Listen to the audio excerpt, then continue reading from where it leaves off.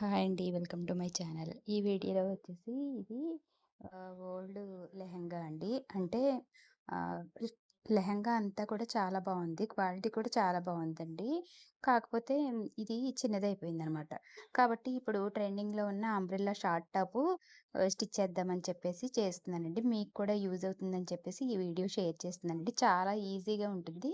మీరు చివరి వరకు స్కిప్ చేయకుండా చూడండి. చాలా బావుందండి క్వాలిటీ అయితే. కాకపోతే ఇక్కడ ఎలాస్టిక్ వచ్చేసి సాగిపోయింది. ఇది ఎలాగో మనకు అవసరం ఉండదు. కాబట్టి నేనిక్కడ ఎలాస్టిక్‌ని కట్ చేసేసి తీసేసుకుంటున్నాను.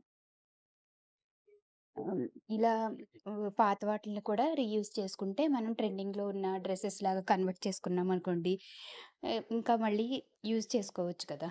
ఇది ఆల్రెడీ పాప హైట్ అయ్యేసరికి బాగా కొరసయిందనమాట. కాబట్టి దీన్ని ట్రెండింగ్‌లో ఉన్న అంబ్రెల్లా టాప్ లాగా చేద్దామని చెప్పేసి షేర్ చేస్తున్నానండి. మీరు కూడా ఇలా ఏదైనా ఉంటే చేసుకుంటారు కదా! అని చెప్పేసి వీడియో షేర్ చేస్తున్నాను. దీనికి లైనింగ్ కూడా ఉందండి. లైనింగ్‌ని ఇలా బయటికి తీసేసాను. ఎలాస్టిక్ కట్ చేశాక జాయింట్ వచ్చేస్తది కాబట్టి లైనింగ్‌ని విడిగా తీసేసానండి. లైనింగ్ బాడీ పార్ట్ వరకే వస్తది. ఇది వచ్చేసి ఒరిజినల్ వైపు.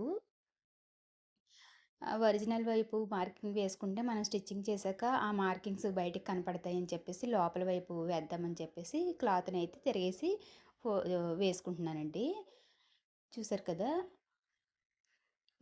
ఇక్కడ 4 ఫోల్డింగ్స్ వేసుకుంటున్నానండి. కాకపోతే ఇలా ఫోల్డింగ్స్ వేశాక కింద హెచ్చు తగ్గుల కింద ఉంది. కాబట్టి నేనిక్కడ దీన్ని ఏం చేస్తానంటే గుండు సూదులు మొత్తం కిందంతా కూడా 2 అంచులు సమానంగా ఉండేలాగా చూసుకొని, గుండు సూదులు కొంచెం కొంచెం గ్యాప్‌లో ఒక 4, 5 అంగుళాలు గ్యాప్‌లో 2 అంచులు కూడా సమానంగా ఉండేలాగా కట్ చేసుకుంటున్నానండి. నార్మల్‌గా అయితే కింద ఫోల్డింగ్ ఎగుడు దిగుడు ఉంటే కట్ చేసేసుకోవచ్చు. కానీ ఇక్కడ ఇది హాఫ్ వైట్ మీద ఆపోజిట్ కలర్‌లో ఓవర్‌లక్ లాగా ఇచ్చారండి. రెడీమేడ్‌ది కదా! బావుంది. దీన్ని వేస్ట్ చేయడం ఎందుకని చెప్పేసి ఈ విధంగా కట్ చేద్దామని చెప్పి నేను కింద అంచు అంతా కూడా సమానంగా పెట్టేసుకొని, ఇలా గుండు సూదులు పెట్టేసుకుంటున్నాను మొత్తం అంతా కూడా. మీరు వీడియో చివరి వరకు చూస్తేనే మీకు అర్థమవుతుందండి. ఇలా పెట్టేసుకున్న తర్వాత ఫోల్డింగ్ వేసేసుకోవాలి. ఇది మొత్తం 4 ఫోల్డింగ్స్ వస్తుందండి. కిందంతా కూడా చూసుకొని మొత్తం అంతా ఎక్కడ కూడా ముడతలు లేకుండా చక్కగా నీట్‌గా సర్దుకోవాలండి. అలా సర్దుకుంటేనే మనకు కొలతలయి కూడా పర్ఫెక్ట్‌గా వస్తాయనమాట. చాలా బావుంటుందండి టాపు. మీకు నెక్స్ట్ వీడియోలో స్టిచ్చింగ్ కూడా షేర్ చేస్తానండి. ఇలా పెట్టేసుకున్నాక ఇక్కడ 4 ఫోల్డింగ్స్ వస్తాయన్నమాట. ఇక్కడ ముడతలు లేకుండా మొత్తం సర్దుకుంటున్నానండి ఇక్కడ.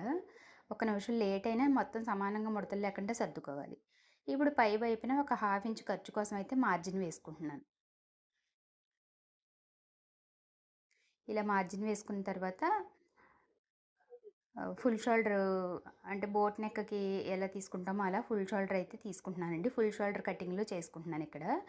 ఇక్కడ ఫుల్ షోల్డర్ వచ్చేసి 13:30 13:30కి సగం వచ్చేసి పావుదకు 7 అంగుళాలకి మార్కింగ్ వేశానండి. అలాగే చంక డౌను. చంక డౌన్ కూడా అదే పావుతక్కు 7 అంగుళాలకి మార్కింగ్ వేసుకుంటున్నానండి. ఇక్కడ కొంచెం మార్కింగు అంత డార్క్‌గా కనిపించట్లేదు. నేను చెప్పేదే కొంచెం వింటే మీకు అర్థమవుతుంది. అందుకని స్కిప్ చేయొద్దని చెప్పి చెప్తున్నానండి. అలాగే పైనుంచి 15 అంగుళాలకి ఒక మార్కింగ్ వేసుకుంటున్నాను. ఇది మొత్తం టాప్ అంతా వచ్చేసి 26 అంగుళాలకి ఖర్చులు పోను 26 అంగుళాలు ఉండేలాగా వస్తుందండి. నాకు ఆ 26 అంగుళాలు సరిపోతుందనమాట. పైన కింద ఖర్చులు పోను 26 అంగుళాలు వస్తదనమాట.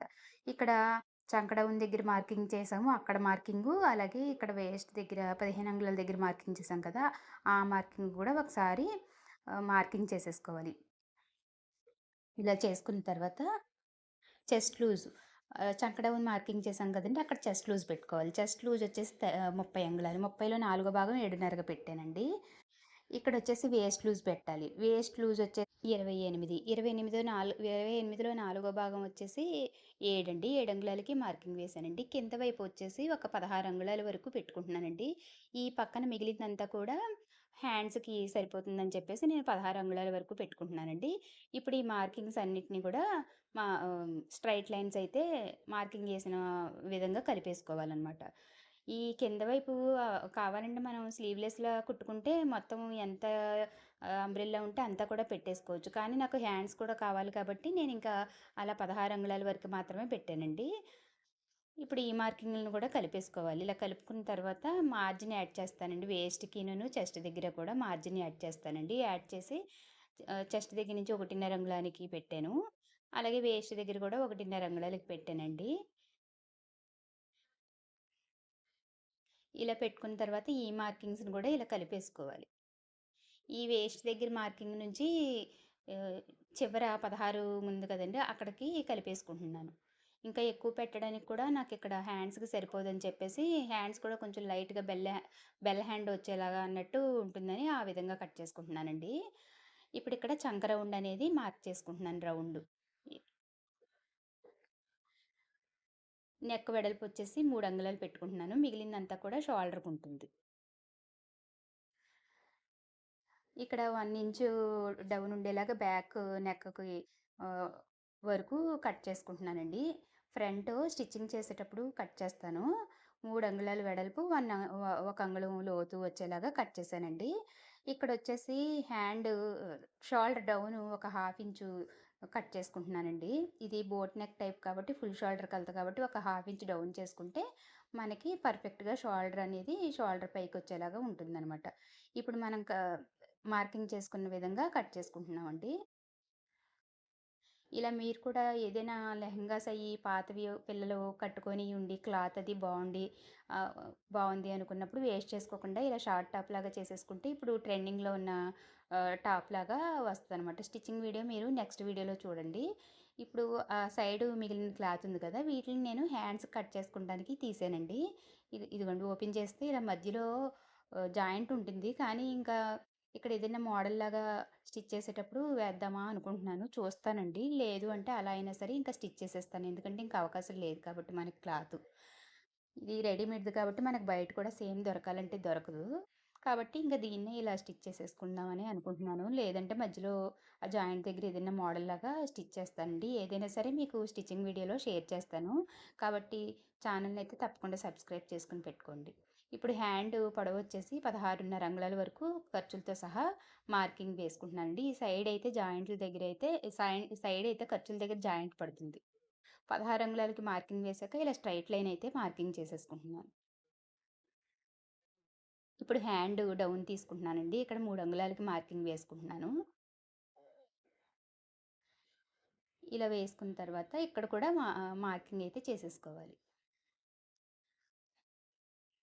ఇలా మార్కింగ్ చేసుకున్నాక హ్యాండ్ లూజ్ వచ్చేసి 14 అంగుళాలండి. పైనుంచి ఇలా క్రాస్‌గా పెట్టేసుకొని 7 అంగుళాలకి మార్కింగ్ చేసుకుంటున్నానండి.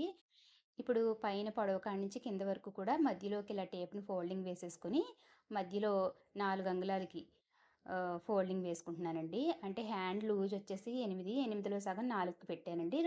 అలాగే 1.5 అంగుళం ఖర్చుకి కూడా పెట్టేసుకున్నాను. కింద కిందను మిడిల్‌లో అలాగే చంక దగ్గర ఆహ్, హ్యాండ్‌లో ఎలాగో ఖర్చులు పడతాయి కాబట్టి అయి స్టిచ్చింగ్‌లో వస్తాయండి.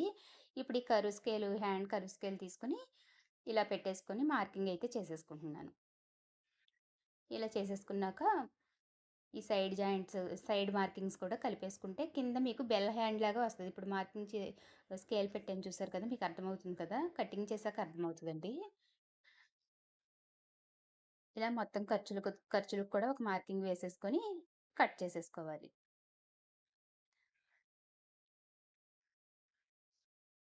చాలా ఈజీగా ఉంటుందండి. పెద్ద టైం కూడా పట్టదు.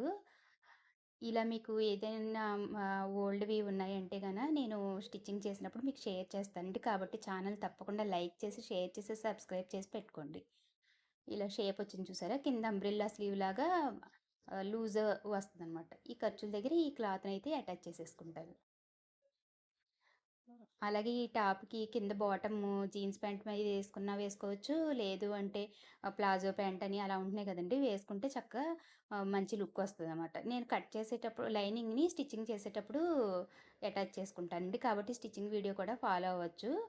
తప్పకుండా ఛానెల్‌నయితే సబ్స్క్రైబ్ చేసి పెట్టుకోండి.